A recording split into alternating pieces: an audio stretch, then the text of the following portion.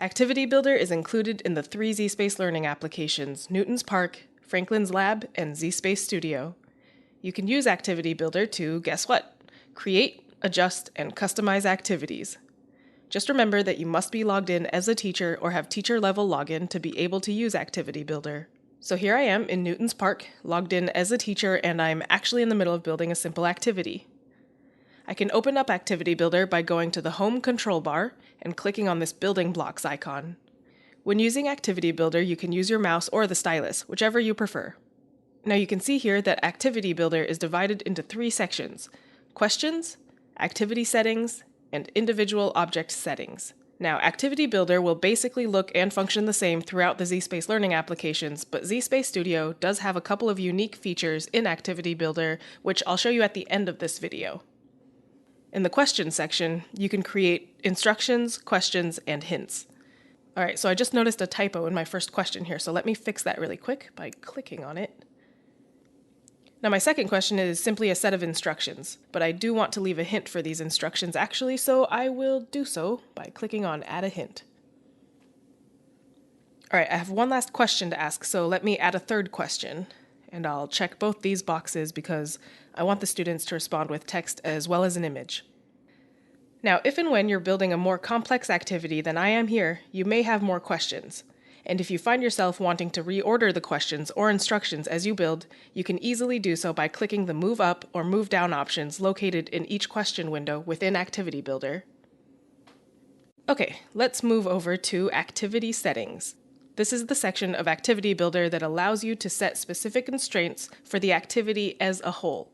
For example, if I click on Inventory, I can choose to hide and/or limit the items in the backpack. And for this activity, I only want the students to use what I've placed in Newton's Park already, so I'm actually going to hide all the items in the backpack. Now, as you're building the activity, when you click OK, your changes are applied and you can see and test your progress. So let me do that. And now I see all the items in the backpack are grayed out because I just set that constraint for this activity. And I'll resume activity building by clicking on the Activity Builder icon in the Home control bar again. Next up, in the Activity Settings section, we have Controls, which refers to the functions specific to the application you're building in. So for example, in Newton's Park, it would be things like the ability to change gravity states. And in Franklin's Lab, it could be things like hiding the multimeter or specific data on the multimeter. The third category under Activity Settings is Objects. And this category refers to the objects specific to the application you're building in, and the parameters of those objects. But again, since this is under the Activity Settings section, when you set constraints in the Objects category here, it applies to the activity as a whole. For example, if I set a specific maximum height to a drop column, which I won't because I don't actually need one for this activity, but if I did, that maximum height constraint would be applied to any and all drop columns that I've placed or allowed the students to bring into the activity. Alright. We're in the home stretch now, folks. Stay with me here. The final section we have here is Object-Specific Settings. So here is where you can set constraints on specific objects in the activity that apply only to that object you select. That's the key here. You must select the object, and then you'll see the constraints appear and you can adjust them.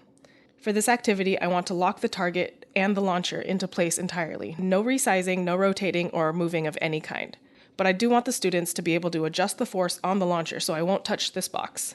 And I want them to be able to freely move the deflector around, so I'll leave that alone as well. And now I'll click OK to just check to make sure the constraints were set. And yes, I cannot move the launcher and I cannot move the target. But I can change the force on the launcher and the deflector is movable. Perfect. Now, just as a wrap-up note here, Activity Builder is not only a tool for teachers to create and edit activities with, but you can also consider providing students with teacher-level privileges so they can use Activity Builder to create activities for their peers or younger students. And that can help demonstrate their learning too. Alright, you saw earlier, or I hope you saw earlier, how to use Activity Builder in the zSpace learning applications.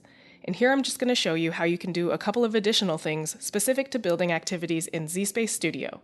So here I am in Studio, where there is a notion of 3D scenes, and when you're building an activity in Studio, you can associate each question with a specific scene of 3D models, if you want. You don't have to, but you can, and it's kind of cool. So I'll open up Activity Builder the same way I would in Newton's Park and Franklin's Lab, and I can see that it's essentially the same window. But now when I go to the question section, I can see that there are two additional icons in the questions creation window. One is to attach the current scene, and the second is to view the scene. So to give you an idea, let me go to a question later on in the activity, and I'll click View Attached Scene. So you can see that this is the scene that is associated with this specific question. Now by opening a question and choosing View Attached Scene, you're able to see what the student will see when that question is presented to them. And if you want to make changes to the scene, you're able to rearrange and move things around and then click Attach Current Scene and hit Save. One more option in Activity Builder that's unique to Studio is Tour Builder, and it has a default limit of 10 waypoints. So if I want to change that, I can go into the Activity Settings section and choose the Tour Builder parameters, and I can adjust the limit of waypoints, or I can disable Tour Builder for this activity altogether by unchecking the box. But I won't because it's kind of fun. All right, at ZSpace we believe, as I'm sure you do, that the best way to learn is by doing. So enough with this video. Go for it.